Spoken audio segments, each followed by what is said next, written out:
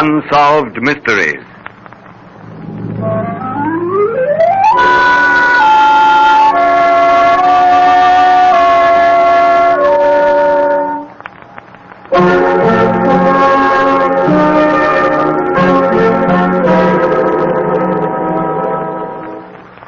Tonight's Unsolved Mystery is laid in that land of many mysteries, India, where squalor and wealth side by side bow the head and bend the knee to strange gods.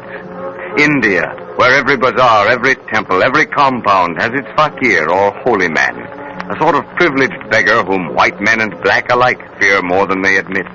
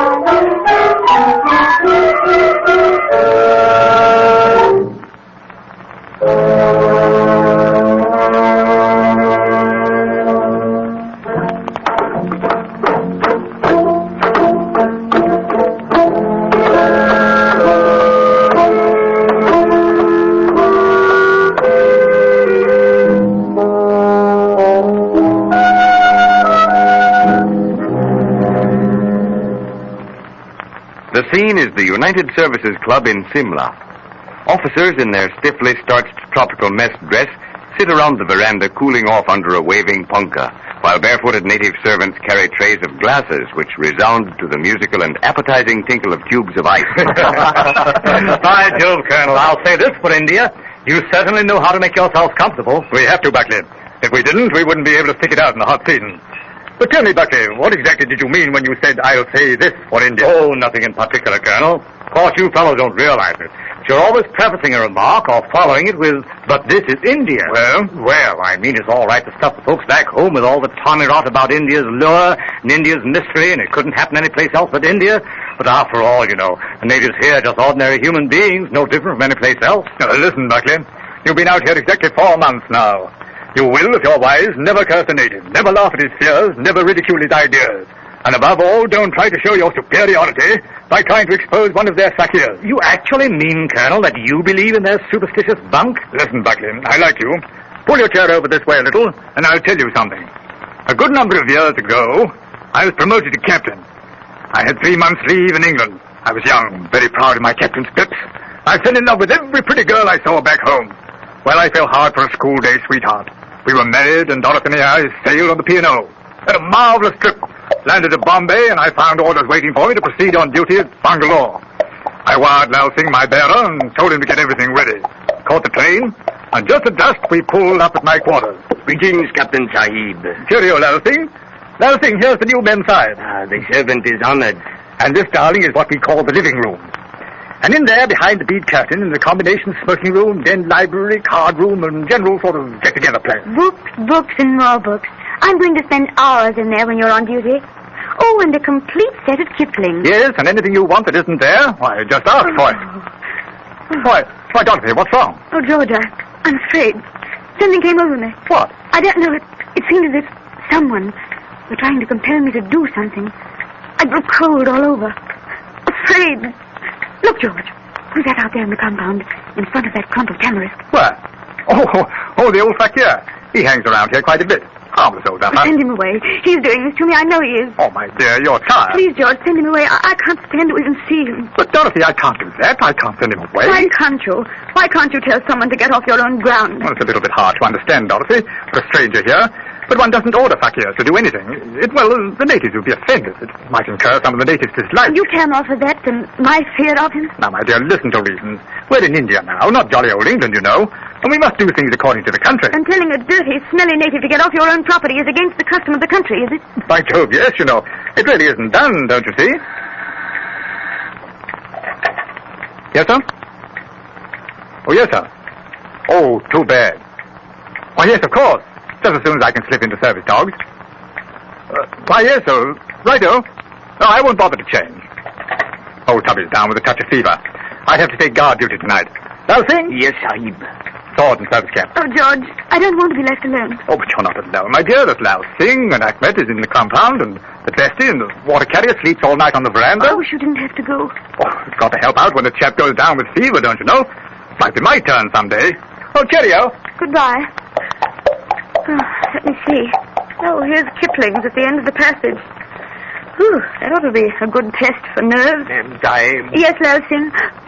Oh, you, the fakir. What do you want? Get out. You've no right coming into this room. The Mem Sahib does not like old Rasam, huh? No, I don't. And I don't want you near me. Now go. I'll call Lal Singh. Lal Singh, a simple child. He would not dare enter the room while Rasam Beg is present. Will you please go? When the Mem Sahib has given to me the thing which I desire. What do you want? I'll give you anything to get you out of here. Rasam Beg wants so little. One strand of the Mem Sahib's hair, no more. One strand of my hair? What on earth for? The Mem Sahib would not understand. It is for a charm for my nephew who is in the ill country and very sick. All right, I'll give you a strand of my hair. Go out on the veranda. I'll bring it. The Mem Sahib is very kind. Old Assam will not forget. I wait on the veranda. I'm not being kind. I'm doing it to get rid of you. Ridiculous idea. Strand of my hair. I'd like to make a fool of him and his charms. And I can, too. That Chinese rug. It's made of hairs almost the identical color of mine. I'll get a strand of it.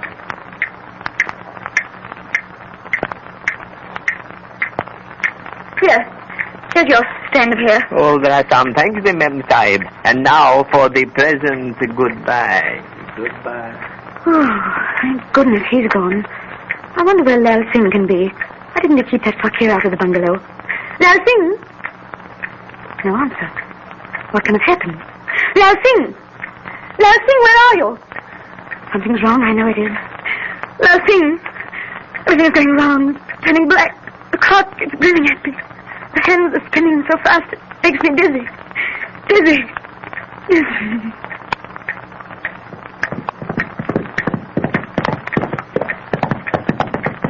Come on, Lal Singh. Dorothy! Dorothy, where are you? Oh, good Lord, she's fainted. Here, Lal Singh, help me. Lift her onto wicker coat, Sahib. That is the way, yes. Oh, what happened? Where am I? Oh, George, don't leave me. You're all right, Dorothy. Tell me if you can. What happened? Why did you come back? Lal Singh ran down to the barracks for me when he saw the fakir come onto the veranda. Why didn't you stay and help me? He couldn't raise his hand against the fakir, my dear. But never mind. Tell me what happened. That fakir came in here. He wouldn't leave till I gave him a strand of my hair. You gave him one? No, I didn't. I fooled him. I gave him a strand from that Chinese rug in the other room. Oh, that's the stuff, darling. That's thinking on your feet. But what could he want with a strand of my hair? I don't know, but this I do know. When I lay hands on him... What about the natives, my dear? You can't even touch a fakir, you know. Can't I? You just wait and see whether I can. What's that? It's all right, my dear. Something in the back room fell down. But I know it isn't all right. I've got that horrible feeling again. Sahib! Look in the passage. Something moving, rising, a twisting Keep your shadow. head. I got my gun now. Don't faint when I fire. You didn't touch it. But I know I hit it. Good Lord, it's dancing out on the veranda. It's a Chinese rug. Right through the mosquito curtain. Hey, come on, stick by me. Lal Singh. Yes, Sahib. Alam, hurry, Jelly. Look. Look, there it is on the ground, just in front of the tambours, rising on the ground. Joe's in love with that lamp. Here it is, Sahib. I can't believe it. It's impossible. Oh, no, my dear, not impossible, not impossible. It is. The Chinese rug, Sahib. 2 bullet holes in it. It saved Imam Sahib's life. Yes, Lal, the Chinese rug. And it saved more than the Mem Sahib's life. Well, that is an amazing story. That, Major, happened to Dorothy and me. We never talk of it. But you see, old chap, I never sneered at native beliefs. But, Colonel, you didn't finish your story. What do you mean? What about the fakir? Did you horse-sit him? I didn't have to. No? No. Next morning, Lal Singh came and got me. We went out into the compound, and there, right in front of that clump of tamarisk, wrapped in the strangling folds of the Chinese rug, lay the old fakir, dead. Out of deference to people who are still alive, character names in these unsolved mysteries have been changed. Inasmuch as any solution must of necessity be supposition, Liberties of time, place, and character exist in the solution that will be presented after you have heard from your sponsor.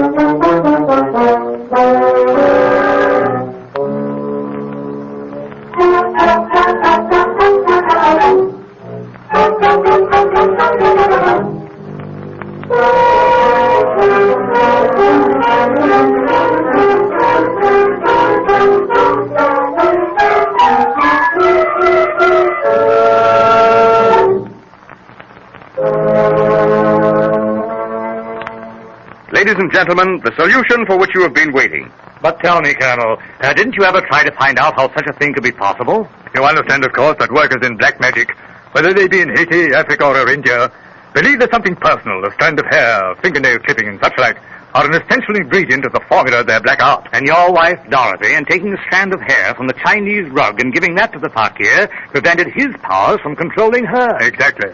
All the concentration, all the pent-up fury, the hatred and diabolical cunning of the fakir was leveled at the object most closely connected with that strand of hair. I can understand that. And I can understand, since you say it is so, that the fakir might have done harm to Dorothy, who was a living being. But that such power could really affect a thing like a rug is something else again. Scientists are divided in their opinion as to how such things are possible. But here, let me show you a brief quotation from the Encyclopedia Britannica. Physical phenomena can be grouped under two main heads: telekinesis, or the movement of objects at a distance other than by ordinary physical means, and teleplasmy, or the extrusion from the body of the medium of a substance sometimes amorphous, sometimes resembling portions of the human body, or even complete figures. Phenomena of both these kinds have long been familiar. I end the quotation. Then telekinesis, the movement of an object, is recognized by scientists as being possible? Decidedly so.